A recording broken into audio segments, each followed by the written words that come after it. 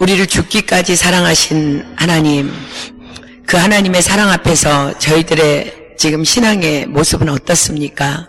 하나님, 오늘 빛으로 저희들에게 오셔서 우리의 정말로 모든 것들을 낱낱이 밝혀주시고 오늘 우리가 완전히 치유되고 회복되어질 수 있도록 하나님 오늘 말씀을 통하여 역사하여 주시옵소서.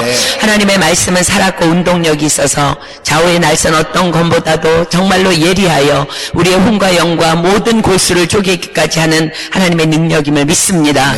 하나님 오늘 당신의 말씀과 성령의 능력이 필요하오니 우리에게 오셔서 우리를 회복시켜 주시고 우리가 다시 한번 일어날 수 있도록 하나님 역사하여 주시옵소서. 말씀을 전하는 여종은 너무나도 미련하고 부족한 것 주님께서 아십니다. 혹이라도 한순간이라도 1분 1초라도 인간의 생각이나 사상을 섞지 못하도록 살아계신 성령 하나님 간섭하여 주셔서 오직 하나님께서 담아주신 메시지만 정확하게 전달할 수 있도록 도구로만 사용하여 주시옵소서. 오늘 하나님의 불이 떨어지게 될 것을 믿습니다.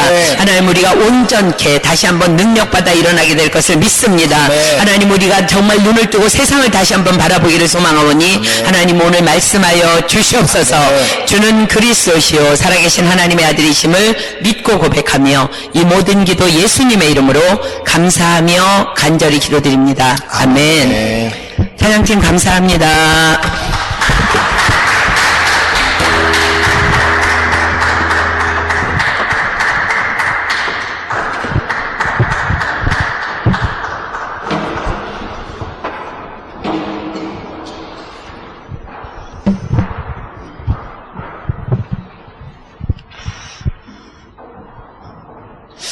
우리 오늘 사무엘하 15장 다 펴보겠습니다. 사무엘하 15장, 16장. 사무엘하 15장 13절로 15절 보고요. 사무엘하 16장 5절로 14절 말씀 두 군데 보겠습니다. 사무엘하 15장. 지금 다윗이 이제 경험한 한 사건을 우리가 공부하게 될 텐데 두 단락을 보도록 하겠습니다. 사무엘하 15장 13절로 15절 13절부터 제가 이 한 절 읽고 여러분들 한 절 읽고 그 다음에 사무엘하 16장 5절부터 14절까지 이렇게 교독할게요. 사자가 다윗에게 와서 고하되 이스라엘의 인심이 다 압살롬에게로 돌아갔나이다 한지라.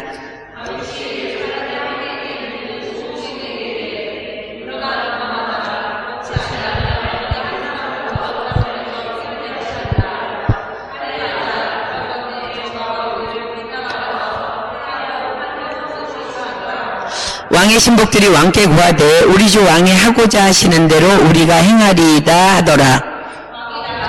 사무엘하 16장 5절부터 5절 읽습니다. 시작.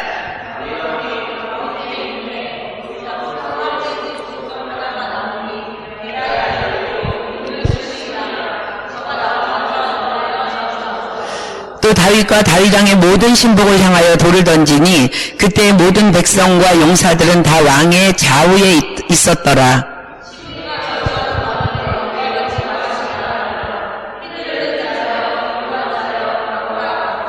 사울의 족속의 모든 피를 여호와께서 내게로 돌리셨도다. 그 대신에 내가 왕이 되었으나 여호와께서 나라를 내 아들 압살롬의 손에 붙이셨도다. 보라 너는 피를 흘린 자인 고로 화를 자취하였느니라.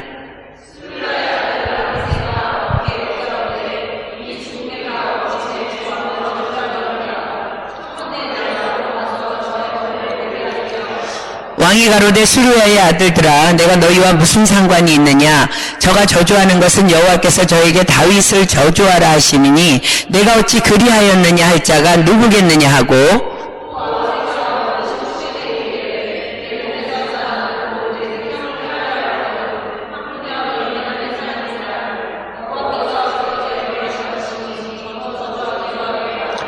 혹시 여호와께서 나의 원통함을 감찰하시리니 오늘날 그 저주 까닭에 선으로 내게 갚아주시리이다 하고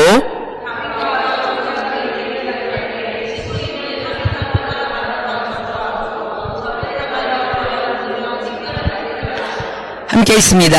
왕과 그 함께 있는 백성들이 다 곤비하여 한 곳에 이르러 거기서 쉬니라. 아멘. 오늘은 다윗이 당한 한 사건을 통해서 여호와를 경외함에 대해서 공부하려고 합니다. 우리가 찬양을 통해서도 하나님을 경외한다고 얘기하고 하나님을 경외하는 자, 뭐 경외하는 것, 여호와를 경외한다는 것에 대해서 우리가 찬양도 하고 기도할 때도 하고 듣기도 하고 나는 경외한다고도 얘기하는데 과연 여호와를 경외하는 것은 무엇인가? 우리 이제 공부하려고 합니다. 오늘 대부분의 말씀을 제가 이제 이 스크린에다가 준비했으니까 좀 집중해서 오늘 이제 경외함에 대해서 좀 공부하겠습니다. 우리 시편 34편 9절로 10절 올려주실래요? 시편 34편. 자, 여기 이제 경외하는 자들에게 주시는 축복이 기록됩니다. 너희 성도들아 여호와를 경외하라. 저를 경외하는 자에게는 부족함이 없도다. 젊은 사자는 궁핍하여 줄일지라도 여호와를 찾는 자는 모든 좋은 것에 부족함이 없으리로다. 여러분들 하나님 경외하십니까? 아멘. 지금 20편 34편 9절로 10절은요. 하나님을 경외하는 자, 여호와를 경외하는 자들에게는요. 모든 좋은 것에 부족함이 없도다. 또 부족함이 없으리로다. 현재 진행형과 미래의 동사가 동시에 기록돼요. 부족함이 없대요, 지금은.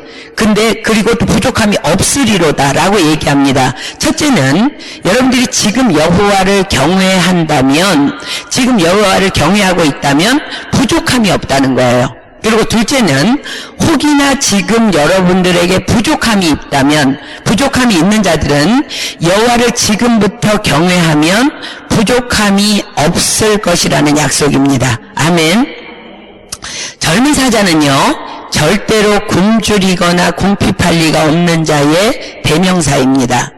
넘치는 힘으로 말미암아 그 어떤 상황에도 먹이를 사냥할 수 있는 능력을 가진 것이 젊은 사자이기 때문에 그렇습니다.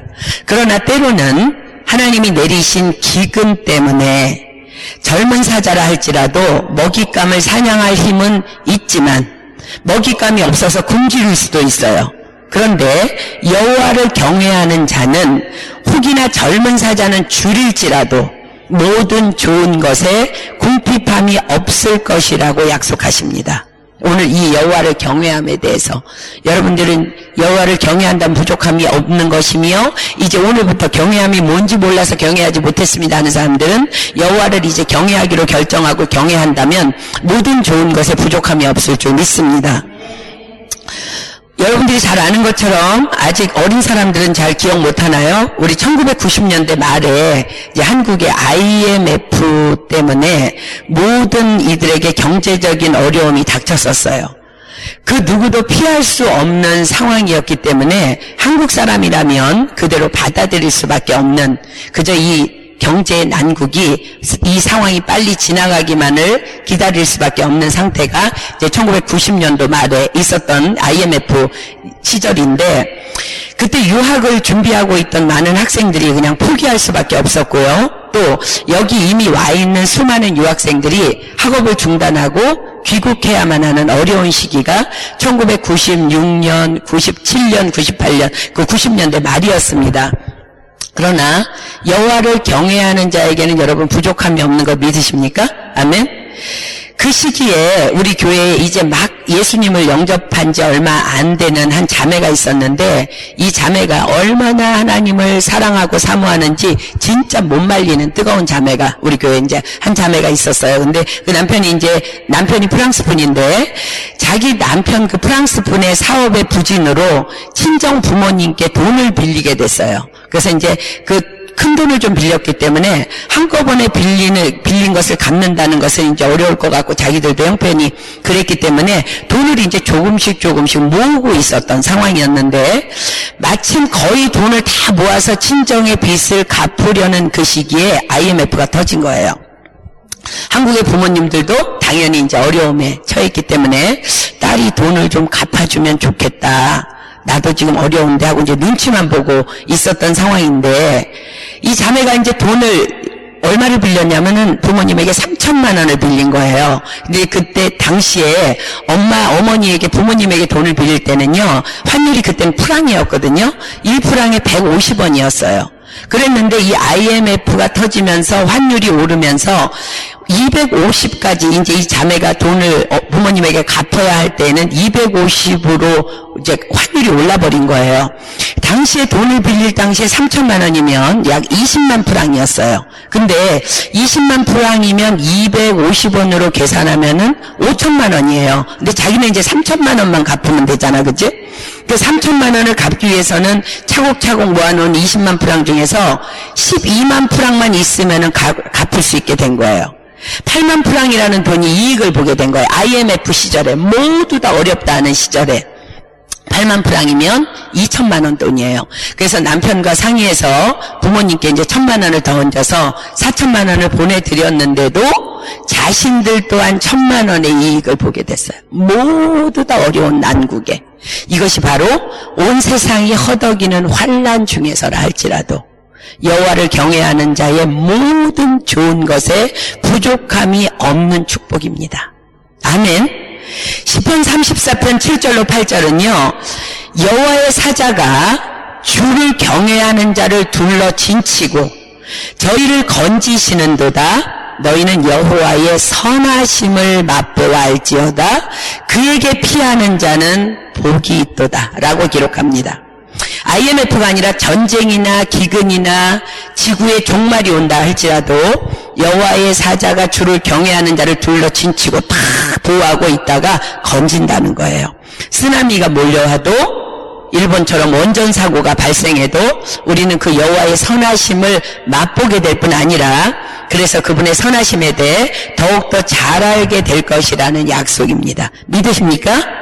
그래서 지금까지 여러분은 정말로 하나님을 경외하는 자라면 이미 하나님의 선하심을 맛보고 있는 자들이 있을 것이고 경외함이 무엇인지 몰라서 허덕였다면 오늘부터 하나님을 경외함으로 말미암아 그분의 선하심, 지금 뭐라고 얘기해? 그분의 선하심을 맛보아 알지어다라고 말해요.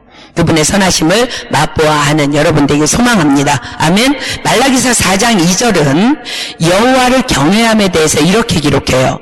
내 이름을 경외하는 너희에게는 의로운 해가 떠올라서 치료하는 광선을 바라리니 너희가 나가서 외양간에서 나온 송아지같이 되리라. 여호와를 경외한다는 것은 지금 말라기서에서는 이렇게 기록합니다. 구체적으로 그분의 이름을 경외한다는 것이에요. 왜냐하면 이름은 여호와의 이름은 그분의 속성 그 자체이기 때문에 그렇습니다. 왜 우리가 부모님을 공경해야 돼요? 그분들은 우리의 부모님이라는 이름을 가지신 분들이기 때문에 우리가 공경해야 되는 거예요. 우리 야긴이에게 나의 이름은 할머니예요. 만약에 야긴이가 버릇없는 행동을 하면 할머니에게 누가 그렇게 해? 그 야단쳐요. 그 이유가 뭐예요? 할머니이기 때문에 그래요. 친구나 동생이나 그런 이름이 아닌 할머니라는 이름을 가진 대상이기 때문에 할머니를 공경해야 되는 거예요. 그처럼 우리 하나님에게도 여호와라는 이름이 있으세요. 우리는 그분의 속성을 의미하는 그 이름을 경외하는 것이 여호와를 경외한다는 거야. 그냥 나 주님을 경외합니다. 그냥 뭘 경외한다는 거야? 그분의 이름, 그분의 속성을 가진 그 이름을 경외하는 것인데 그럼 그분은 어떤 이름을 가지셨나? 우리가 예전에 공부한 적이 있기 때문에 우리가 한번 이제 오늘 대표적인 이름 7가지를 한번 보도록 하겠습니다. 그분의 이름은요 여호와 이레세요. 그분의 이름은 여호와 라파시고요. 그분의 이름은 여호와 니시이며 그분의 이름은 여호와 삼마이시며 그분의 이름은 여호와 로하이고요. 그분의 이름은 여호와 치드케누고 그분의 이름은 여호와 샬롬입니다. 우리가 예전에 공부했는데 복습하겠습니다. 여호와 이레의 하나님 어떤 분이에요? 예비하시는 하나님, 준비하시는 하나님. 이 준비해 주시고 예비해 주시는 하나님의 이름이 여호와 이레인데 이 말씀은 바로 하나님께서는 여러분의 모든 삶을 앞서 행하시며 예비하시고 준비해 주시는 하나님이라는 거예요. 때로는 여러분 교회를 통해서 선포되는 말씀대로 그대로 막 이렇게 막 살다 보면 어쩌면 내 것을 다 잃어버릴 것만 같은 그런 생각이 들 수도 있어요. 이렇게 살다가 다 손해보고 죽을 것만 같아도 말씀대로만 순종하며 살면 하나님은 우리의 모든 삶을 예비하시고 준비해 주시는 하나님의 선하심을 맛보아 알게 될 것을 믿습니다. 아브라함이 100살에 이삭을 낳았어요. 그 100살에 낳은 이삭을 번제로 드리라는 명령에 아브라함은 이해되지 않았어요. 이해할 수도 없었어요. 그러나 순종하기 위해서 결단하고 모리아 산으로 그를 번제로 드리기 위해서 나아갔더니 하나님께서는 아브라함보다 먼저 앞서가셔서 이삭 대신에 번제할 양을 미리 준비하고 계셨던 그 하나님의 이름이 바로 여호와 이레입니다. 이 이름을 우리가 정말 진정으로 여러분의 삶을 앞서가셔서 인도하시고 예비하시는 하나님을 믿는다면요, 여러분들은 그냥 한 걸음 한 걸음 주님을 신뢰하면서 이끄시는 대로 순종하며 나아가기만 하면 되는 것입니다. 여러분의 미래 주님이 다 예비하고 계심을 선포합니다. 아멘. 그 다음에 여호와 라파, 치료하시는 하나님이십니다. 이스라엘 백성들이요, 모세를 따라서 홍해를 건너서 광야로 나왔어요. 그런데 그들이 마실 물을 찾았지만 물이 없었어요. 겨우 물을 찾았는데 마라의 쓴 물을 만나게 돼요. 물을 보고 막 마셨는데 물이 너무 쓴 거야. 마실 수가 없어. 너무 싸요. 이랬는데 불평하는 이스라엘에게 주님은 이렇게 말씀하십니다. 얘들아, 그 물은 너희들이 홍해를 건너오기까지 또 애굽 생활을 통해서 너희들에게 들어온 더러운 상처와 아픔의 바이러스를 죽이기 위한 치료제란다라고 말씀하십니다.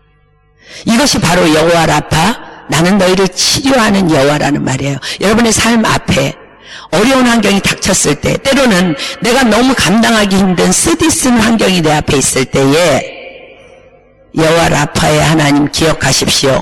나보다 나를 더 잘 알아시는 하나님께서 나를 고치시고 다듬으시고 새롭게 하셔서 그래서 나를 치료하시려는 하나님의 계획인 줄 믿습니다. 세 번째, 여호와 니시의 하나님, 우리에게 승리 주시는 하나님, 언제나 승리하시는 하나님의 이름이 여호와 니시예요. 이스라엘 백성들이 가나안으로 향해 나아가는 그 광야에서 아말렉이 싸움을 걸어왔어요. 모세는 산꼭대기로 올라가서 기도하고 아론과 훌은 모세의 손이 내려오지 않도록 기도하고, 그러고 모세가 기도하는 동안 양팔을 들어줍니다. 산 밑에서는 여호수아가 아말렉과 싸우고 있는데 모세의 손이 내려가면 이스라엘이 지고 모세의 손이 올라가면 아말렉이 지는 상황이 벌어져요. 모든 전쟁은 다 하나님께 속한 것입니다. 우리가 날마다 하루라는 이 영적 전쟁터로 나아가기 위해서 기도라는 무기만 준비하기만 한다면 우리의 모든 영적 전쟁터인 세상에서 하루라는 이 날 안에서 우리를 이기게 하시는 분은 바로 하나님이시라는 거예요. 승리의 하나님 여호와 니시, 날마다 여호와 니시 하나님의 이름을 경외함으로, 경외하기 때문에 여러분들이 부르짖어 기도해야 될 줄 믿습니다. 아멘. 네 번째는 여호와 삼마의 하나님, 우리와 늘 함께 하시는 하나님, 임마누엘의 하나님을 여호와 삼마라고 얘기해요. 여러분, 우리가 인식하지 못하고 있다 할지라도 그분은 여호와 삼마이십니다. 늘 우리와 함께 하시는, 우리와 동행하시는 하나님이십니다. 다섯 번째는 여호와 로하입니다. 우리의 모든 필요를 공급해 주시는 하나님. 다윗은 이렇게 고백합니다. 여호와는 나의 목자시니 내게 부족함이 없으리로다 라는 이 다윗의 시편의 고백이요, 바로 여호와 로하이, 나는 하나님, 당신은 나의 하나님이시며 나는 부족함이 없습니다, 늘 나를 채워주시는 하나님이십니다라고 선포하는 진정한 신앙 고백이 여호와는 나의 목자시니 내게 부족함이 없으리로다, 여호와 로하이 하나님을 경외하는 모습입니다. 여섯 번째는 여호와 치드케노, 우리를 의롭다 하시는 하나님. 십자가 사랑으로 우리를 용서하시고 우리를 의인이라 의롭다 칭해주신 하나님. 그러나 또 넘어져서 범죄하였을지라도 진실로 회개하면 용서하시고 여전히 의롭다 회복시켜주시는 하나님. 그렇기 때문에 로마서 8장은 이렇게 기록합니다. 로마서 8장 1절로 2절, 33절로 34절은 보세요. 여호와 치드케노 하나님의 이름을 여러분 붙잡으십시오. 그러므로 이제 그리스도 예수 안에 있는 자에게는 결코 정죄함이 없나니 이는 그리스도 예수 안에 있는 생명의 성령의 법이 죄와 사망의 법에서 너를 해방하였습니다. 아멘. 여호와 치드케노의 하나님이에요. 그런데 우리가 또 자빠질 수 있어요. 그럴 때 우리가 진정으로 회개하면 누가 능히 하나님의 택하신 자들을 송사하리요 의롭다 하시냐는 이는 하나님이시니 누가 정죄하리요 죽으실 뿐만 아니라 다시 살아나신 이는 그리스도 예수시니 그는 하나님 우편에 계신 자요 우리를 위하여 간구하시는 자시니라. 아멘. 바로 이 사랑과 용서의 하나님의 이름이 여호와 치드케노예요. 여러분들이 범죄할 수 있어요. 고범죄 말고 내가 정말 하나님 앞에 정말 최선을 다해 나가려고 하다가 쓰러질 수 있어요. 그럴 때 여호와 치드케노의 하나님 붙잡으십시오. 아무도 정죄할 수 없습니다. 여호와 예수님께서 하나님 우편에서 우리를 위해서 간구해 주시고 계시는 줄 믿습니다. 그 다음에 7번째 여호와 샬롬 평강의 하나님의 이름입니다. 여러분 보세요.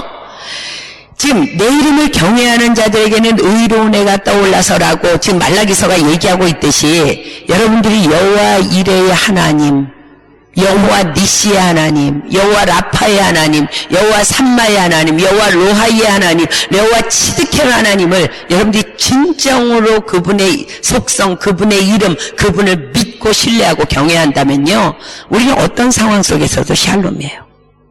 그럼 샬롬함의 평강을 누릴 수밖에 없는 거예요. 인생을 살다 보면 수많은 두려움을 주는 많은 상황을 우리가 만날 수 있어요. 그러나 우리가 하나님의 이름을 경외하기만 한다면 우린 샬롬의 은혜를 누릴 수 있는 줄 믿습니다. 바로 이것이 말라기서의 약속이에요. 말라기서 4장 2절 내 이름을 경외하는 너희에게는 의로운 해가 떠올라서 치료하는 광선을 바라리니 너희가 나가서 외양간에서 나온 송아지같이 뛰리라.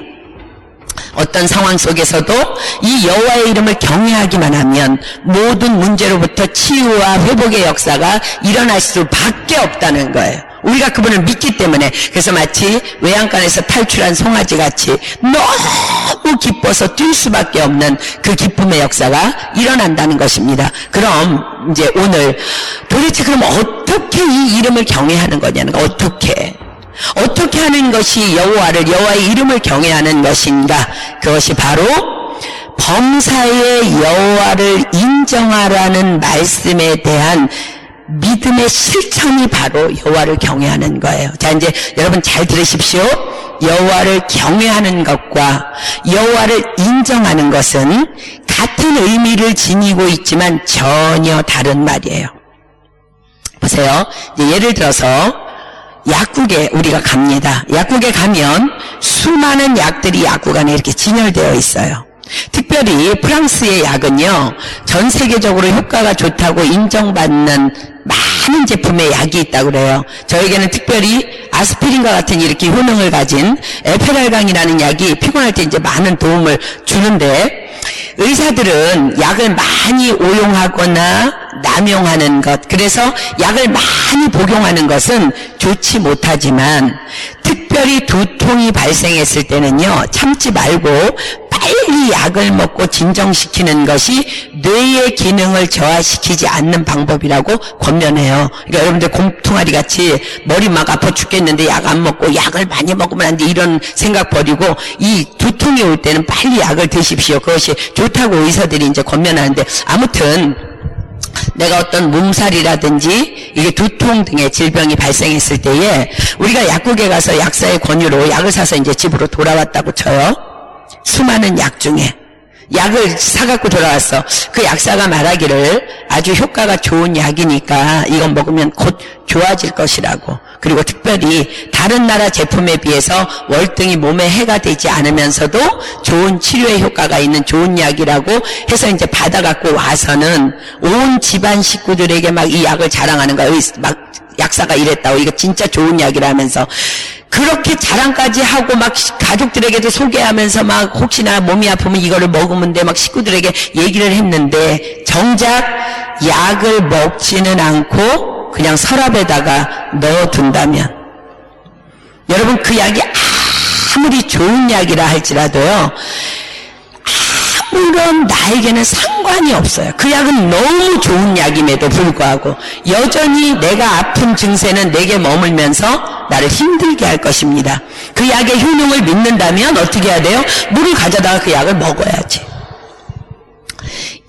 이거랑 똑같은 원리가 여호와의 경외함과 여호와를 인정함의 그 차이예요. 보세요. 우리가 아무리 여호와의 이름을 공부해서 너무나 잘 알고 있어. 오늘 여호와 이래, 여호와 라파 쫙 하니까 나 저거 다 공부한 거야. 다 알아. 선생님이 얘기할 때 막 머릿속으로 막 툭툭툭툭 여호와 이래 하나님 준비하신 하나님, 여호와 라파 치유하신 하나님하고 공부해서 너무나 잘 알고 있어. 그리고 그분의 능력에 대해서 너무나 잘 알고 있어. 그래서 막 다른 사람을 막 가르칠 정도가 되고 막 자랑할 정도로 난 여호와의 이름을 경외해 라고 할지라도 여러분의 삶의 현장에서 장애물을 만났을 때, 어려움을 만났을 때, 문제를 만났을 때 그분을 경외하기 때문에 그분의 이름의 능력을 내 안에 모셔드리지 않는다면 경외하기만 하고 여호와의 하나님이 아무리 능력의 하나님이라 할지라도 내가 그분의 능력을 다른 사람에게 전하고 나는 그래서 그분을 경외한다고 할지라도 나는 그 하나님의 능력과는 아무런 상관이 없다는 것을 얘기하는 거예요. 그 능력의 하나님을 내 삶에 모셔드리고 영접하는 것이 바로 여호와 이레 라파 리시 삼마 로아이 치드케르 샬롬의 하나님이기 때문에 범사이에 그분을 인정하는 거예요. 나를 인도하시는 하나님, 나를 예비하시는 하나님, 나를 치유하시는 하나님, 그 모든 삶의 현장에서 그분은 선하기 때문에 내가 그분을 인정하는 거예요. 범사의 모든 범사에 그분을 인정하는 거예요. 그래서 경외함과 인정함은 전혀 다른 이야기입니다. 여호와를 경외하기 때문에 범사의 여호와를 인정함의 행함이 따를 수밖에 없는 거예요. 그 인정함의 행함이 따를 때 비로소 하나님도 우리의 믿음을 인정해 주시고 우리의 길을 지도해 주시는 것입니다. 내가 약효를 믿기 때문에 그 약을 먹을 때 그 비로소 내 안에서 그 약이 효력을 발휘할 수 있는 것처럼 내가 그분을 경외함으로 범사의 그분의 행하심을 인정할 때에 그분의 말씀을 받아들이고 그분 이 7가지의 이름을 믿고 경외함으로 내가 정말 모든 범사에서 그분을 인정할 때에 비로소 하나님은 내 안에서 역사하시기 시작하는 것입니다. 야고보서 1장 12절은요 이렇게 얘기합니다. 시험을 참는 자는 복이 있도다. 이것에 옳다 인정하심을 받은 후에 주께서 자기를 사랑하는 자들에게 약속하신 생명의 면류관을 얻을 것임이라. 옳다 인정하심을 받은 후에 하나님은 속지 않으세요. 두 팔 들고 하나님 당신은 나의 왕입니다. 나는 당신을 경외합니다. 당신 없이는 못 삽니다. 그런데 정작 내 삶에 문제가 닥쳤을 때 그분을 인정하지 않아. 가짜예요. 하나님은 옳다 인정하심을 받은 후에 내가 두통약을 이걸 믿고 약효를 믿고 약사가 그렇게 얘기했으니까 믿고 약을 먹을 때 약효가 드러나는 것처럼 정말 내가 하나님을 인정하기 때문에 내가 그 하나님의 이름을 경외하기 때문에 내가 그분을 인정할 때에 우리 안에서 역사가 일어나는 거야. 잠언 3장 6절로 8절 볼까요? 너는 범사에 그를 인정하라. 그리하면 인정할 때에 그때에 내 길을 지도하시리라. 네가 나를 경외하느냐 나를 인정하라는 거야. 모든 상황 속에서. 그러면 내가 그 다음에 여호와 이레 하나님이 여호와 라파의 하나님이 여호와의 삼마의 하나님이 여호와 니시의 하나님이 너를 인도하겠다는 거예요. 스스로 지혜롭게 여기지 말지어다. 여호와를 경외하며 악을 떠날지어다. 무슨 소리예요? 하나님을 인정하지 않는 것이 악이라는 거예요. 입으로는 경외하는데 하나님을 인정하지 않는다면 악이라는 거야. 그런데 이것이 내 몸의 양약이 되어 내 골수로 윤택하게 하리라. 우리가 범사의 하나님을 인정할 때 우리의 영혼육이 정말로 하나님 앞에서 온전해지는 줄 믿습니다. 사랑하는 자여 내 영혼이 잘된 같이 내가 범사에 잘되고 강건하기를 내가 원하노라. 그 약속의 말씀의 성취가 하나님을 인정할 때 일어나는 것입니다. 인생의 모든 순간 모든 상황이 범사입니다. 그를 인정하라는 거예요. 그분을 인정할 수 있는 근원이 무엇일까요? 로마서 8장 28절 보겠습니다. 우리가 그 7가지 여호와의 이름을 경외하기 때문에 우리가 알거니와 여러분 알고 있어요. 하나님을 사랑하는 자 곧 그 뜻대로 부르심을 입은 자들에게는 모든 것이 합력하여 선을 이루느니라. 아멘. 모든 범사에 주님을 인정할 때 그건 선을 이루기 위한 것이기 때문에 우리는 하나님을 인정할 수 있는 것입니다. 그분은 여호와 이레이며 여호와 라파이며 여호와 살롬이기 때문에 우리는 그분을 인정하는 것입니다. 디모데전서 4장 4절은 하나님의 지으신 모든 것이 선함에 모든 범사가 다 하나님의 선한 계획이기 때문에 감사함으로 받으면 그렇습니다. 하나님, 난 당신을 경외합니다. 내 삶을 인도하시는 하나님, 내가 주님을 인정합니다. 감사합니다. 쓴물이요 이것 말하여 나를 치료하시는 것인 줄 믿습니다. 감사함으로 받으면 버릴 것이 없나니. 아멘. 너는 범사의 그를 인정하라 그리하면 내 길을 지도하시리라는 그것을 원문 버전으로 보면은요, 너는 무엇이든 장애물을 만나거든 하나님을 인정하거라. 그리하면 그 장애물을 하나님이 치워주실 것이다 라는 것이 너는 범사의 여호와를 인정하라 그리하면 내 길을 지도하시려는 원문의 말씀이에요. 구체적으로 하나님을 인정한다는 것, 우리의 삶에서 어떻게 하는 것인가. 내 삶에 문제가 발생했어요. 내 삶에 장애물이 내 앞에 놓였어요. 오늘 우리가 다윗을 통해서 이제 보게 될 본문이 바로 범사의 여호와를 어떻게 경외함으로 인정하는 것인지를 보여주는 샘플입니다. 로마서 15장 4절은요 이렇게 기록해요. 지금 성경 안에 들어있는 모든 기록들이요 무엇이든지 전에 기록한 바는 우리의 교훈을 위하여 기록된 것이니 우리로 하여금 인내로 또는 성경의 안위로 소망을 가지게 함이니라. 아멘. 다윗의 사건은 다윗 거야. 요셉의 사건은 요셉 거야. 아브라함의 사건은 아브라함 거야가 아니라 성경에 기록한 전에 기록한 그 모든 것은요 우리의 교훈을 위해서 기록하셨다는 거예요. 그래서 우리로 하여금 그 사건을 보면서, 오늘 우리가 다윗의 사건을 보면서 인내로 또는 성경의 안위로 소망을 갖는 우리가 되기를 소망합니다. 고린도전서 10장 11절은 또 이렇게 기록합니다. 저에게 당한 이런 일이, 지금 다윗에게 당한 일, 우리가 오늘 보게 될 그 본문에 나오는 다윗에 당한 그런 일이 우리에게 거울이 될 거예요. 그리고 또한 말세를 만난 우리의 경계로 기록되었다고 말씀하십니다. 자, 이제 본문으로 가겠습니다. 사무엘하 15장 피겠습니다. 사무엘하 15장 13절로 15절은 오늘 이 다윗이 만나게 되는 사건의 동기를 지금 얘기합니다. 사무엘하 15장 13절로 15절 볼게요. 13절. 사자가 다윗에게 와서 고하되 이스라엘의 인심이 다 압살롬에게로 돌아갔나이다 한지라. 왕 다윗에게 아들 압살롬이 반역을 일으켰다는 청천벽력 같은 소식이 전해집니다. 그 소식 앞에서 뭐라고 이놈의 시끼가 감히? 그게 아니라요, 바로 다윗이 너는 범사의 여호와를 인정하라 그리하면 내 길을 지도하시리란 말씀을 빨리 다윗 안에 모셔드립니다.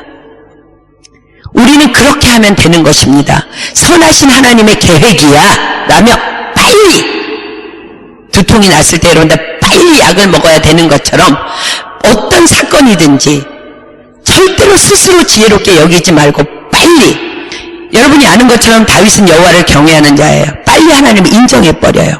그러자 하나님께서는요 그 인정, 반역을 일으켰다고? 아니야, 아무 생각도 하지 않는가. 범사에 하나님을 인정합니다. 하나님 내 길을 지도해 주십시오. 그러자 하나님께서는 아무와의 다툼도 싫어하심을 기억하게 하므로 다윗을 지도하십니다. 다윗은 그 자리에서 그래서 떠나기로 결심하는 거예요. 디모데후서 2장 24절로 26절 올려주세요. 디모데후서 2장 24절로 26절 보세요.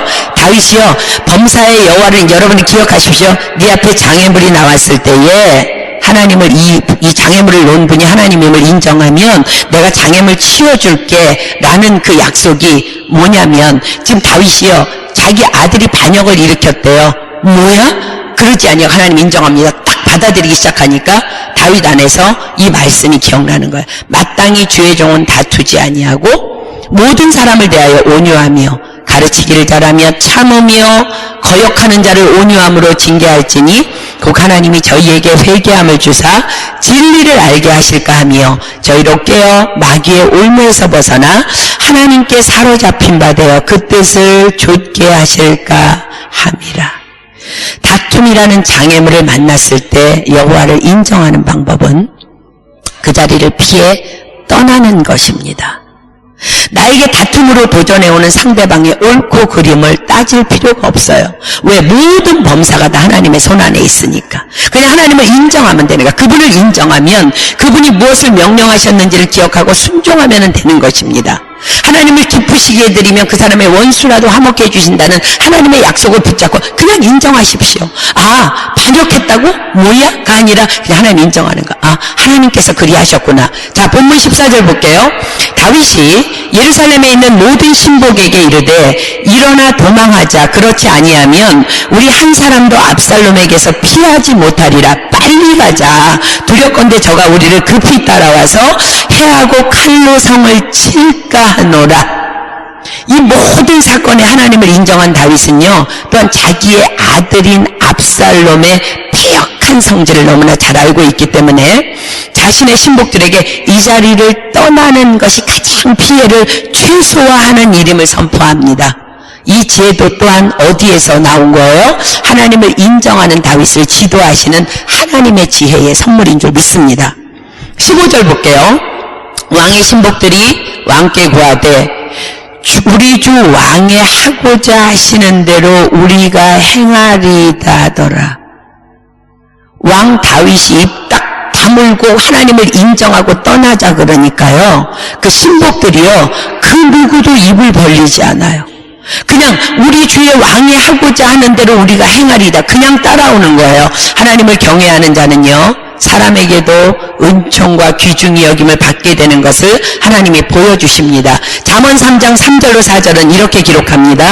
인자와 진리로 내게서 떠나지 않게 하고 그것을 내 목에 매며 내 마음판에 새기라. 그리하면 내가 하나님과 사람 앞에서 은총과 귀중히 여김을 받으리라. 아멘. 이것을 옆에서 지켜보던 신복들이요, 이 어처구니 없는 상황 앞에서 왕의 명령에 그냥 순복합니다.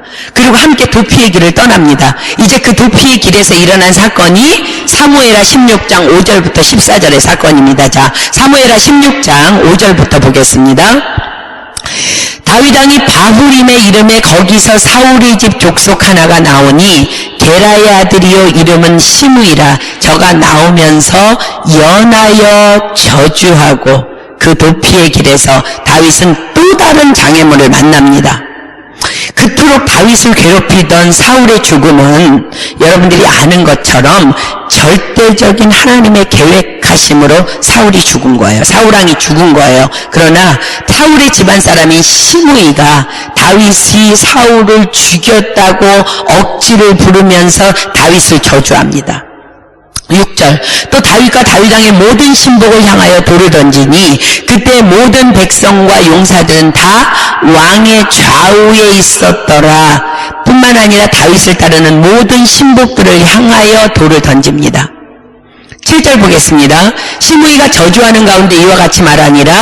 피를 흘린 자여, 비루한 자여, 가거라, 가거라. 되게 고상하게 성경이 기록됐지만 피를 흘린 자는 살인자를 의미하겠죠. 비루한 자는요, 쉽게 말하면 개나 돼지 같은 더러운 자라는 악한 욕이에요. 지금 시므이가 왕 다윗에게 이 개 같은 살인마야 라고 저주하는 소리예요. 8절 보겠습니다. 사울의 족속의 모든 피를 여호와께서 내게로 돌리셨도다. 그 대신에 내가 왕이 되었으나 여호와께서 나라를 내 아들 압살롬의 손에 붙이셨도다. 보라, 너는 피를 흘린 자인 고로 화를 자취하였느니라. 저주의 내용은 이렇습니다. 사울이 죽인 그 피값을 너 스스로 돌려받았다는 거예요. 그래서 내 아들 압살롬이 반역을 일으키게 함으로 하나님이 너의 죄값을 치르게 하신 것이라는 거예요.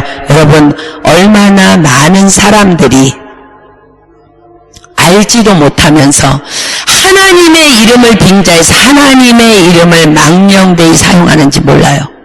출애굽기 20장 7절은 이렇게 기록합니다. 너는 너희 하나님 여호와의 이름을 망령되이 일컫지 말라. 나 여호와는 나의 이름을 망령되이 일컫는 자를 죄 없다 하지 아니하리라. 다른 사람의 고난이나 아픔 앞에서 하나님이 저렇게 하신 거야 라고 함부로 입 벌리지 마십시오. 절대로 죄 없다 하지 아니하실 것입니다. 시므이는 알지 못하면서 입을 벌려서 하나님이 하신 거라고 저주합니다. 본문 9절로 갑니다. 수르의 아들 아비새가 왕께 여짜오되 이 죽은 개가 어찌 내 주 왕을 저주하리이까? 청컨대 나로 건너가서 저의 머리를 베게 하소서. 시므이가 왕에게 함부로 개같은 살인마라고 저주하자 다윗의 충신 아비새가요 바로 대받아서 그를 죽은 개라고, 너는 죽은 개야 라고 더 심하게 표현하면서 그를 죽이도록 허락해달라고 요청합니다. 세상의 방법입니다. 다윗은 즉시 아비새를 하나님의 뜻 안에서 교훈하며 책망합니다. 10절 보겠습니다. 왕이 가로되 수르야의 아들들아 내가 너희와 무슨 상관이 있느냐? 저가 저주하는 것은 여호와께서 저에게 다윗을 저주하라 하심이니 내가 어찌 그리하였다 할 자가 누구겠느냐 하고 내가 너희와 무슨 상관이 있느냐? 무슨 말이에요? 모든 범사는 하나님의 손안에서 행하여 질진데 내가 나와 시므이 사이에서 행하시는 하나님의 일을 간섭하는 범죄를 저지르지 말도록 하라는 권면입니다. 하나님께서 시므이에게 저주하라 하셨기에 저주하라 하는 것이 저주하는 것일 수 있다는 거예요. 그 누구도 그렇기 때문에 하나님의 하시는 일에 대해서 어찌 그리하였냐고 할 수 없다는 것입니다. 너는 범사에 그를 인정하라. 그리하면 내 길을 지도하시리라. 다윗은 눈앞에 있는 시므이라는 장애물을 하나님께서 두셨음을 그냥 인정합니다. 두통 앞에서 머뭇거리지 말고 빨리 약을 먹어야 함같이 여러분들 빨리 범사의 여호와를 인정하라는 알약을 빨리 먹으십시오. 모든 순간. 그렇지 않으면 그 중간에 사단이 개입하면서 바로 범죄함으로 들어갈 수밖에 없어요. 우리는 얼마나 스스로 지혜롭게 생각하면서 마땅히 생각할 이상의 것들을 생각하는 죄를 범하는지 몰라요. 로마서 12장 3절은 이렇게 권면합니다. 내게 주신 은혜로 말미암아 너희 중 각 사람에게 말하노니 마땅히 생각할 그 이상의 생각을 품지 말고 오직 하나님께서 각 사람에게 나눠주신 믿음의 분량대로 지혜롭게 생각하라.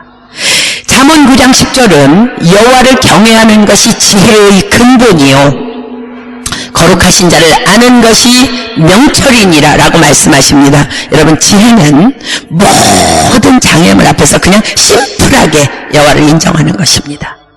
그리하면 그 장애물을 치워주시겠다고 하나님이 약속하고 계십니다. 11절 본문 11절 볼게요. 또 아비새와 모든 신복에게 이르되 내 몸에서 난 아들도 내 생명을 해하려 하거든 하물며 이 베냐민 사람이랴 여호와께서 저에게 명하신 것이니 저로 저주하게 버려두라.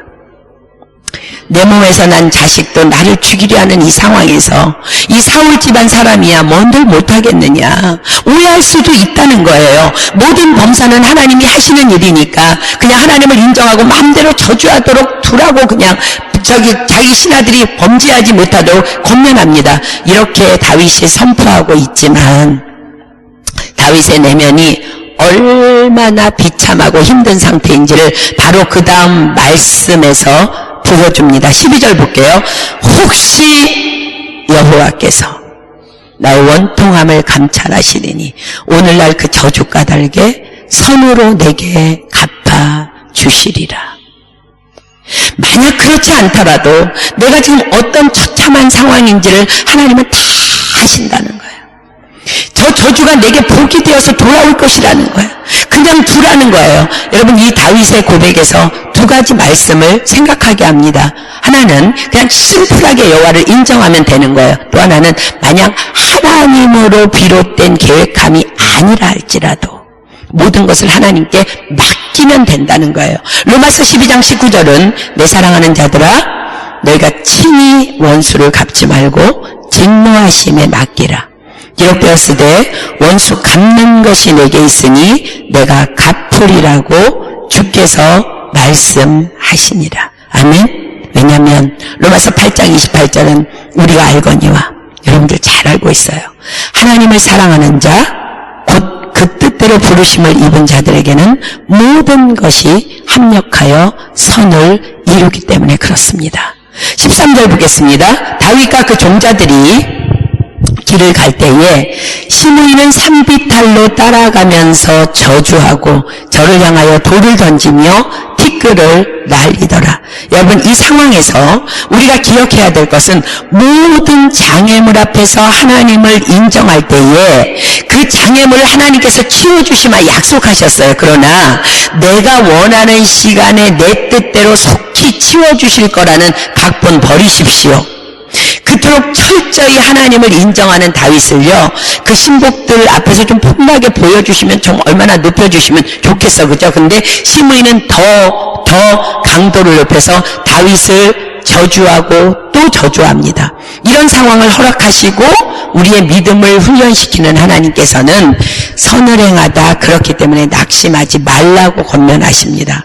갈라디아서 6장 9절은 우리에게 이렇게 말씀하십니다. 우리가 선을 행하되 낙심하지 말지니 피곤하지 아니하면 때가 이름에 거두리라.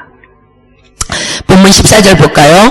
왕과 그 함께 있는 백성들이 다 곤비하여 한 곳에 이르러 거기서 쉬니라. 여러분 보세요. 그냥 차라리 그냥 육신의 생각으로 다투며 싸우기로 됐으면 물론 잠시 순간이겠지만 속은 시원했을 거예요. 막 머리 뜯고 싸웠으면, 그죠? 그런데 하나님을 인정하는 그 길은요, 너무나 좁고 좁아서 영혼력이 긴장해서 쉽게 피곤해지는 길이기 때문에 우리에게는 끝까지 낙심하지 않는 믿음을 가지고 나아가야 되는 인내를 요구하시는 길이기도 합니다. 그러나 이 범사의 여호와를 인정하는 믿음도요, 또 낙심하지 아니하는 인내도 우리의 힘이나 능력이 아닌 오직 하나님의 은혜로 가능케 하신다고 하나님은 약속하십니다. 인정하기로 결단했으면 그 말씀을 품고 그냥 주님을 기다리십시오. 자, 보겠습니다. 에스겔서 36장 26절로 28절은요, 이것이 복음이에요. 여러분들 보세요. 여러분, 하나님 인정하기 쉽지 않아요.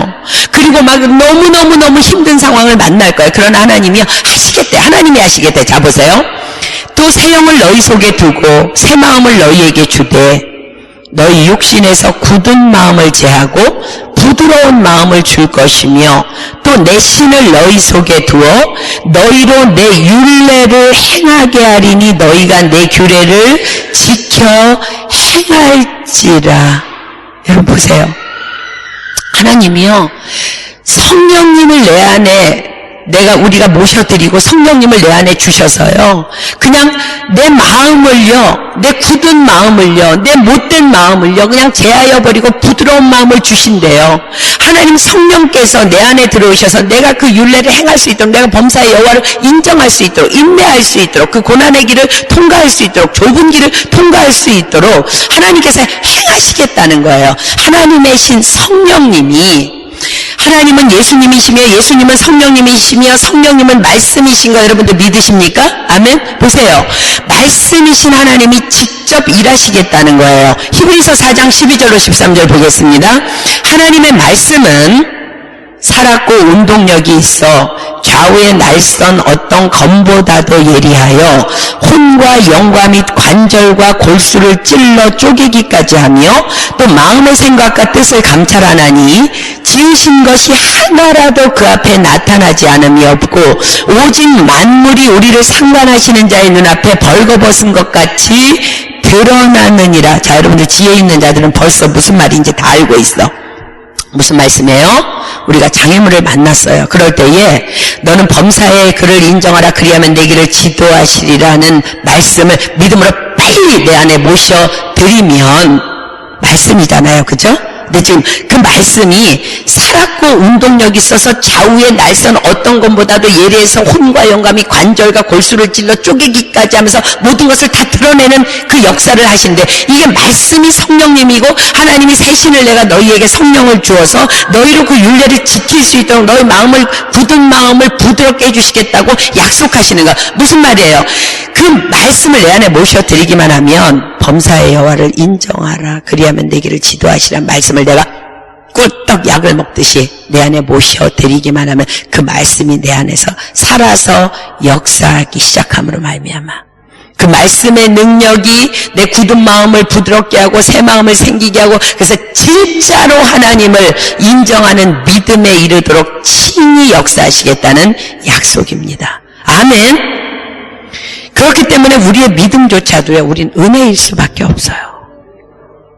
우리는 그저 말씀만 내 안에 모셔드리면 그분이 직접 하시겠다는 약속이에요.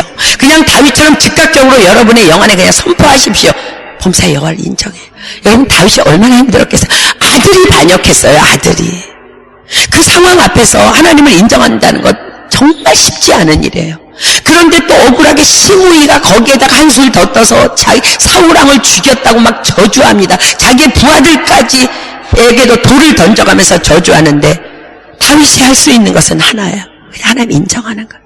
이 장애물을 주신 건 하나님이라는 거예요. 그냥 인정할 때에 하나님께서 다윗 안에서 살았고 운동력 있는 그 말씀이, 좌우의 날성건 같은 그 말씀이 다윗의 고통, 아픔, 처참함, 도저히 인내할 수 없는 것 같은 마음, 너무나 비통한 이 마음들 다 찔러 쪼개서 새 마음을 주시고 부드러운 마음을 주셔서 정말 다윗으로 하여금 하나님을 인정할 수 있는 심플한 믿음을 가지고 평강의 하나님을 모셔드려서 평강할 수 있는 지경까지 하나님께서 역사하신다는 거예요.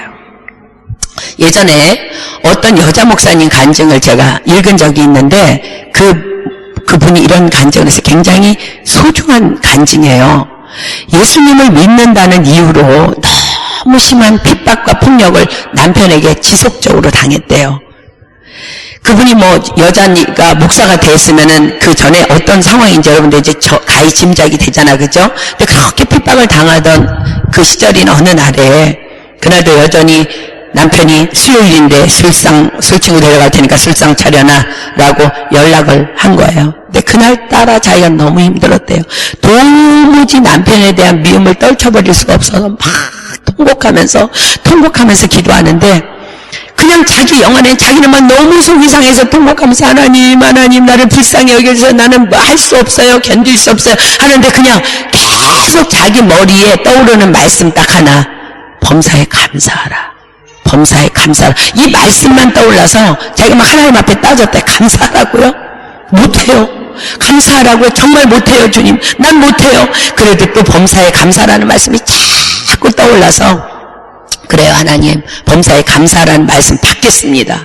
내가 받겠습니다. 그러니 제발 내게 힘 좀 주세요. 저에게 정말 순종할 수 있는, 감사할 수 있는 마음 주시고요. 내가 말씀 받을게요. 그냥 저에게 좀 힘 좀 주세요. 감사할게요. 한참 기도를 하고 예수님의 이름으로 기도했습니다. 아멘 하고 난 다음에도 너무 마음이 힘들고 너무 불편해 갖고 있는데, 드디어 초인종이 띵동 울리면서 남편이 술친구를 데리고 들어오는 거예요. 여전히 불편하고 불안한 마음에 그 남편이 대문을 딱 열었는데요, 놀라운 일이 벌어진 거예요. 갑자기 자기도 모르게요, 아이고 여보 다녀오셨어요? 밝은 모습으로, 최우르분도 오셨네요. 어서 들어오세요. 곧 술상 차려 올리겠습니다. 이러고는 자신도 그냥 어리둥절한 상태에서 뭐에 홀린 것 같이 술상을 차리고 옆에서 술지중을 들고 있었대요. 그런데 그 남편 친구가 이렇게 말하더라는 거예요. 제가 친구를 통해서 아주머니가 예수 믿는 분이라는 것을 들었는데, 역시 예수 믿는 분은 정말 다르시군요. 어쩜 이렇게 얼굴이 환하실 수가 있습니까? 그리고 어쩜 이렇게 말도 부드럽게 하시고, 어쩜 이렇게 상냥하고, 어쩜 이 상황에서 이렇게 하실 수 있냐, 그러면서 저도 당신이 믿는 예수님을 믿고 싶은데, 우리 온 가족이, 나뿐만 아니라 우리 온 가족이 다 교회 가도 될까요? 여보게 자네는 참 행복한 친구구려. 정말 이렇게 좋은 아내와 살다니 얼마나 행복하겠어. 진짜로 그 친구의 온 가족이요, 그날 이후로 예수님을 다 영접하고 그 친구의 권유로 남편까지 예수를 믿게 돼서 이분이 주의 종이 된 거예요. 누가 했어요? 그 사람이 한 게 아니에요. 범사에 감사에 따라 말씀 주셨을 때, 그래요, 나 그냥 그 말씀 받을게요. 난 못하는데 받을게요. 그 말씀을 딱 받기로 결단하니까 그 안에서 성령님이 살았고 운동력 있는 날성검이 이 여인의 모든 생각과 모든 것들을 다 쪼개서 자기도 어느 순간 모르게 자기도 그냥 남편에게 막 잘하고 있는 자기 모습으로 그냥 범사에 감사하겠다고 억지로라도 순종한 그 여인의 영 안에서 성령님이 친히 일하신 것입니다. 이것이 바로 살았고 운동력 있는 말씀의 능력이며 살아계신 성령님의 역사인 것입니다. 오늘 우리는 범사의 여호와를 인정하라는 말씀을 지금 받고 있어요. 그런데 이 말씀이요, 여러분, 제가 왜 자꾸 오늘 이 말씀을 정말 일주일 동안 기도하면서 어저께도 묵상하고 오늘도 묵상하면서 하나님께서 여러분들이 이 말씀을 받아야 되는 이유는요, 이 말씀이요, 우리의 구원, 우리의 영생, 천국과 지옥의 관계에 있다는 그 놀라운 사실을 여러분에게 전하고 싶어요. 왜냐하면 히브리서 12장 14절 보겠습니다. 히브리서 12장 14절, 우리 지난주에 받은 말씀이죠. 모든 사람으로 더불어 화평함과 거룩함을 쫓으라. 이것이 없이는 아무도 주를 보지 못하리라. 심의 같은 장애물이라 할지라도 하나님을 인정함으로 감히 그를 대적하지 아니하고 주님께 맡기지 않는다면 우린 아무도 주님을 보지 못한다는 말씀이에요. 그래서 범사의 여호와를 인정하는 믿음은요, 천국과 지옥을 결정하는 믿음이라고 할 수밖에 없어요. 유다서 1장 9절에는 굉장히 놀라운 말씀이 기록되어 있습니다. 보세요. 천사장 미가엘이 모세의 시체에 대하여 마귀와 다투어 변론할 때에 감히 회방하는 판결을 쓰지 못하고 다만 말하되 주께서 너를 꾸짖으시기를 원하노라 하였거늘. 유대인들에게 내려오는 모세 오경 외에 외경이라는 책이 있대요. 근데 여러분들도 기억하지만 신명기 34장에는요 분명히 모세의 죽음에 대한 기록이 있어요. 모세가 죽었다고 기록되어 있어요. 보세요. 신명기 34장 5절 6절 보세요. 이에 여호와의 종 모세가 여호와의 말씀대로 모압 땅에서 죽어 벳부올 맞은편 모압 땅에 있는 골짜기에 장사되었고 오늘까지 그 묘를 아는 자 없으니라. 그냥 모세가 죽었으면 죽었다 그러면 되는데 그 외경에는요 모세의 죽음에 대한 기록이 있음에도 불구하고 모세가 죽지 않았다, 아니야 분명히 죽었다라는 다툼의 사건이 기록된 전설적인 이야기가 있다고 해요. 사단은요, 여러분 보세요, 아무런 논쟁거리가 되지 않는 쓸데없는 일에 사람들의 시선을 모아서 시간과 정력을 낭비하게 하는 일을 일삼아요. 이스라엘 백성들에게 모세는 거의 여러분이 아는 것처럼 거의 신적인 존재예요. 그런데 무덤을 모른다는 이유로 그도 에녹이나 엘리야처럼 죽지 않고 승천했을 거라면서 교묘히 모세를 신격화시키면서 이 문제를 만드는 거야.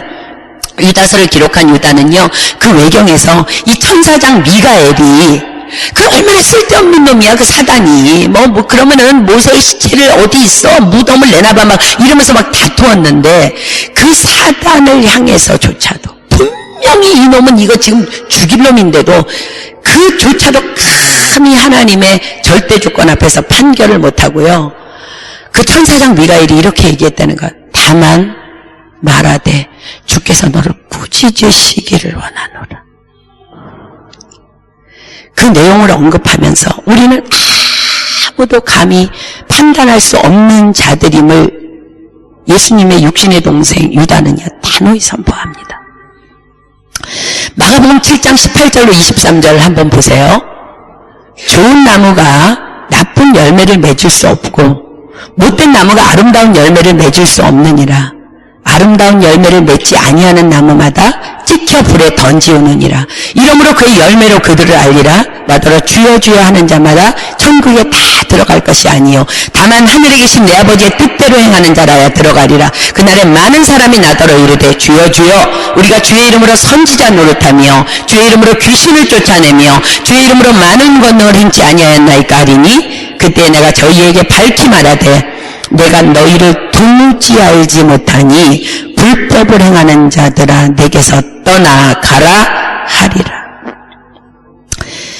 그렇습니다. 우리가 범사의 여호와를 인정하는 것은요, 모든 관계 앞에서, 모든 장애물 앞에서, 모든 악인 앞에서, 모든 원수 앞에서 우리가 범사의 하나님을 인정하는 것은요, 심판날에 우리를 천국과 지옥으로 가르는 열쇠예요. 왜냐하면 모든 사람으로 더불어 화평함과 거룩함을 쫓으라, 이것이 없이는 아무도 주를 보지 못하리라고 말씀하시기 때문입니다. 우리는 범사의 여호와를 인정하면서 모든 사람으로 더불어 화평함과 거룩함을 쫓아야 돼요. 너무나 힘든 장애물을 만났다 할지라도 여러분 절대로 판단하면 안 됩니다. 지옥이 내 앞에 있어. 지옥이 어떻게 해야 돼요? 다만 주께서 너를 꾸짖기 원하노라 선포하고 더 이상 범죄치 말아야 함을 여러분들 반드시 기억하고 결단해야 될 줄 믿습니다. 아멘.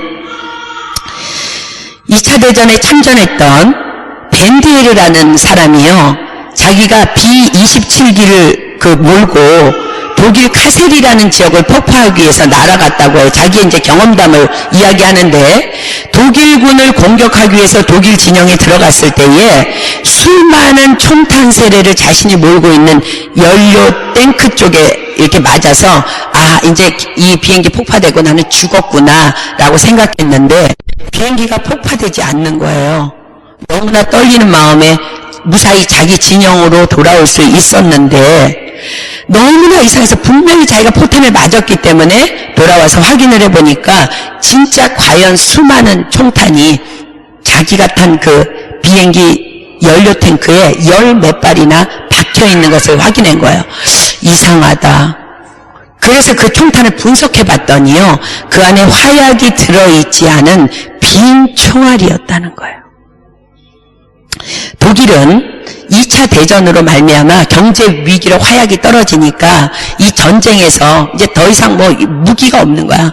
그 화약을 넣어서 만들 수 없으니까 그냥 화약 없는 총탄을 만들어 가지고요, 그냥 위장으로 만들어서 공포탄을 쏘아 올렸다는 거예요.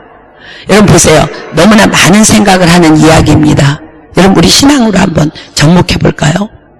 그 화약 없는 공포탄을 쏘아대던 독일군들이요, 막 그 공포탄을 쏘아대면서 무슨 생각을 했을 것 같아요?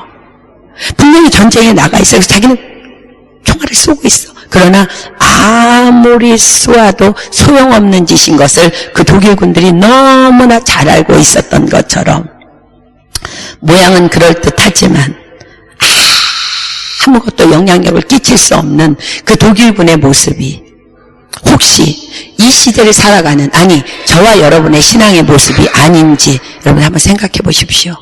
여러분 신앙생활에, 아니 여러분이 알고 있는 말씀 안에는요, 화약이 들어있습니까? 하나님의 능력이 들어있습니까?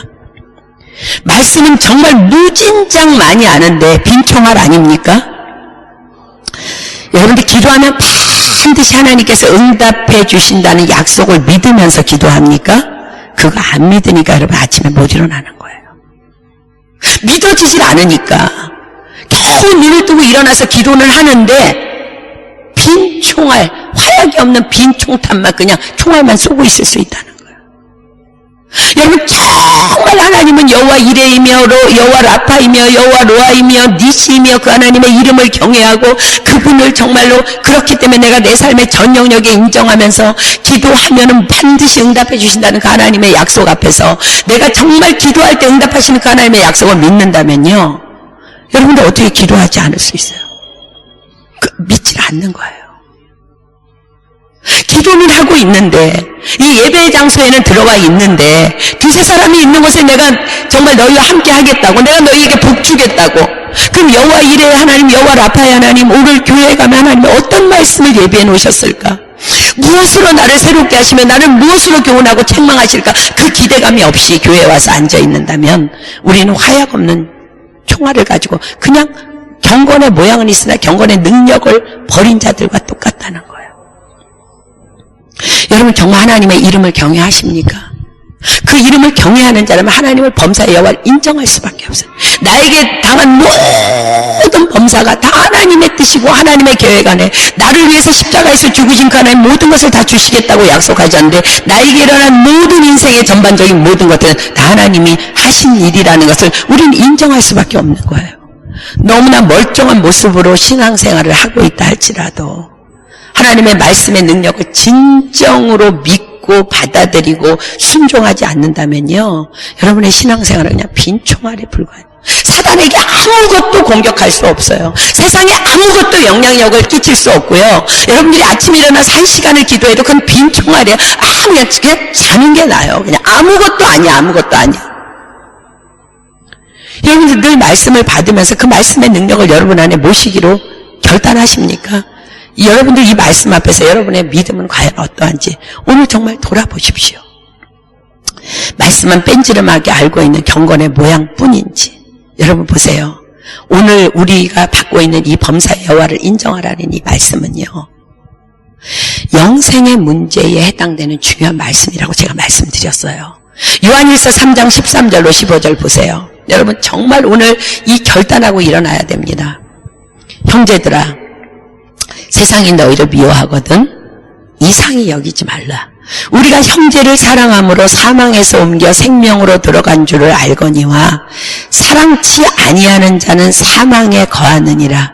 그 형제를 미워하는 자마다 살인하는 자니 살인하는 자마다 영생이 그 속에 거하지 아니하는 것을 너희가 아는 바라. 얼마나 우리가 수없이 믿음의 사람이라고 하면서 형제들을 정죄하고 뒤에서 손가락질하고 판단하고 욕하고 정죄하고 저주하면서 빈 총탄을 가지고 신앙생활하면서 천국 갈 것이라는 착각을 가지고 살아가는 사람들이 얼마나 많은지 몰라요. 여러분, 범사의 여호와를 인정하는 것, 그것만이 우리 신앙생활의 전부인 줄 믿습니다. 그러나 여러분들이 여호와의 이름을 먼저 경외하지 않는다면 우리 인정할 수 없어요. 그분은, 하나님은 여러분의 삶을 인도하신 여호와 일의 하나님이십니다. 그리고 하나님은 여러분의 모든 것을 다 치유하실 것입니다. 하나님은 여러분과 함께 하십니다. 하나님은 모든 상황 속에서 여러분을 승리로 이끌어 주실 거예요. 여러분의 모든 필요를 다 공급해 주실 거예요. 그리고 하나님 정죄하지 않으실 거예요. 그 여러분 평강으로 인도해 주실 거예요. 그러니까 어떤 상황에서 장애물을 만난다 할지라도 그분을 인정하십시오. 그러면 그분이 우리의 모든 길들 다윗처럼 지도해 주실 줄 믿습니다. 시편 34편 9절로 10절, 너희 성도들아, 우리 맨 처음에 받은 말씀이죠. 여호와를 경외하라. 저를 경외하는 자에게는 부족함이 없도다. 젊은 사자는 궁핍하여 줄일지라도 여호와를 찾는 자는 모든 좋은 것에 부족함이 없으리로다. 그렇습니다, 여러분. 하나님의 이름을 경외하십시오. 그리고 하나님의 이름을 경외하는 것은 모든 범사에 하나님을 인정하는 것입니다. 너는 범사의 그를 인정하라. 그리하면 내 길을 지도하시리라. 스스로 지혜롭게 여기지 말지어다. 여호와를 경외하며 악을 떠날지어다. 이것이 내 몸의 양약이 되어 내 골수로 윤택하게 하리라. 여러분, 지금 무엇이 부족합니까? 하나님을 경외하지 않기 때문에 그래요. 그분의 이름을, 그분의 속성으로는 붙잡으십시오. 그리고 하나님, 당신은 나의 전부이십니다. 당신은 나의 왕이십니다. 정말 빈 마음으로 빈 총알 터뜨리지 말고 오늘 정말 그분의 능력을 여러분 안에 모셔드리고, 하나님, 내가 이제 일생을 살아가면서 한 가지 하겠습니다. 하나님께서 행하시는 모든 범사를 내가 하나님을 인정하고 감사함으로 받아들이겠습니다. 하나님, 내 길을 지도하여 주시옵소서. 오늘 하나님 앞에 기도할 때에 하나님이 여러분들에게 새 영을, 새 신을 부어주셔서 우리 안에 굳은 마음들을 다 제거하시고 내가 하나님의 뜻대로 살 수 있는, 하나님을 경외함으로 모든 부족함이 없는, 모든 좋은 것에 부족함이 없는 사람으로 하나님께서 오늘 인쳐주실 줄 믿습니다. 아멘. 우리 시간 기도합시다. 이 시간 우리 하나님 앞에 기도할 때에 여러분 반드시 기억하십시오. 믿음으로 하지 아니하는 모든 것이 죄라고 말씀하셨어요. 여러분들 이 시간에 이 자리에 믿음으로 앉아 있습니까? 그 능력의 하나님이, 지금 우리 여호와 삼마의 하나님이, 임마누엘 하나님이 이 자리에 계신 거 여러분들 믿습니까? 그리고 그분은 나의 모든 필요를 공급해 주시고 부족함이 없게 하시는 분이라는 거 믿으십니까?